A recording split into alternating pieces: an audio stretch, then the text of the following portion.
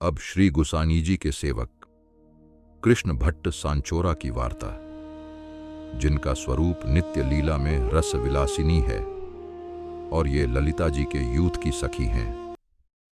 उज्जैन के कृष्ण भट्ट सांचोरा श्री गुसानी जी के परम सेवक थे। वे बहुत धनवान थे, लेकिन उनका धन केवल वैष्णवों की सेवा के लिए था। जब भी कोई वैष्णव उनके घर से विदा होता, कृष्ण भट्ट एक अनोखा काम करते। वे नहीं चाहते थे कि कोई वैष्णव उनसे पैसे मांगकर शर्मिंदा हो। ये वैष्णव इतनी दूर से आए हैं, इनकी यात्रा में कष्ट न हो। अगर मैं सामने से धन दूंगा तो इन्हें संकोच होगा, इसलिए चुपके से सेवा करना ही उत्तम है। रात में जब वैष्णव सो जाते, कृष्ण भट्ट चुपके से उनकी गठरी खोलते।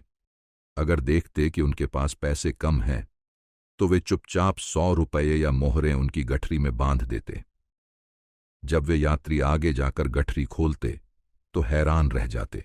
एक बार कृष्ण भट्ट कथा सुना रहे थे कि गोवर्धन पर्वत रत्नों से बना है। एक सीधा साधा किसान भक्त कुंबी उनके साथ ब्रज गया। वहां पत्थरों को देख उसे शंका हुई। भट्ट जी, आपने कथा में कहा था कि श्री गोवर्धन रत्नों के बने हैं और यहाँ दूध के कुंड हैं, पर मुझे तो यहाँ सिर्फ पत्थर और पानी ही दिख रहा है। अब देखो। श्री गुसाई जी की कृपा और कृष्ण भट्ट के सत्संग से उस भक्त की आंखें खुल गईं। उसे वहीं पहाड़ रत्नों का जगमगाता हुआ दिखने लगा। अरे, ये तो साक्षात रत्नों का है। भट्ट जी, ये सब आपकी कृपा है। आपके साथ के कारण ही मुझे यह अलौकिक दर्शन मिला। कृष्ण भट्ट श्रीनाथ जी के मंदिर में अंतरंग सेवक भीतरिया थे। वे सेवा तो पूरी करते, पर कभी प्रभु के चरण नहीं छूते थे। उनका नियम था, जब तक प्रभु खुद नहीं कहेंगे मैं अयोग्य हूं। देखो, कृष्ण भट्ट इतने दिनों से सेवा कर रहा है, पर इसने कभी अपने मन से मेरे चरणों को स्पर्श नहीं किया।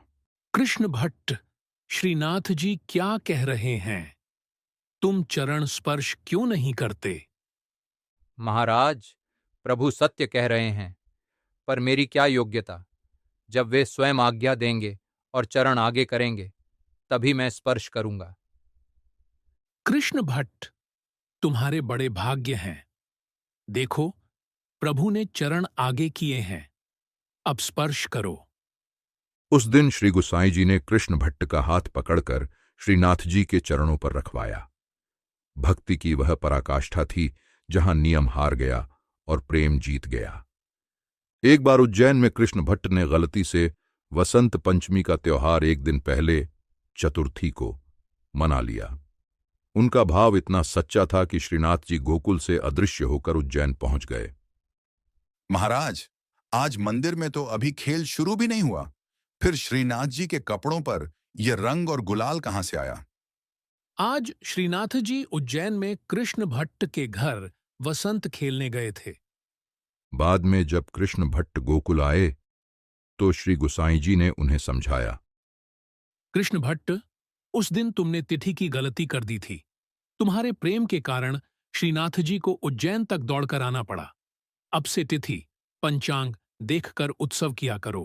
प्रभु को श्रम थकान होता है। क्षमा करें प्रभु, अब से मैं ध्यान रखूंगा। जीवन के अंतिम समय में कृष्ण भट्ट पालकी में बैठकर गोकुल के लिए निकले।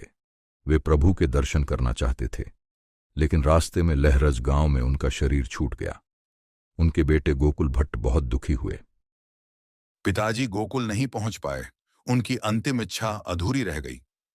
लेकिन उसी समय गोकुल के मंदिर में एक चमत्कार हुआ। क्या तुमने अभी कृष्ण भट्ट को मंदिर में आते देखा? मैंने उन्हें श्रीनाथ जी के भीतर जाते देखा, पर बाहर आते नहीं देखा। कृष्ण भट्ट का शरीर भले ही रास्ते में छूट गया, लेकिन उनकी आत्मा सीधे श्रीनाथ जी में विलीन हो गई। यह थी उनकी अनन्य भक्ति की शक्ति।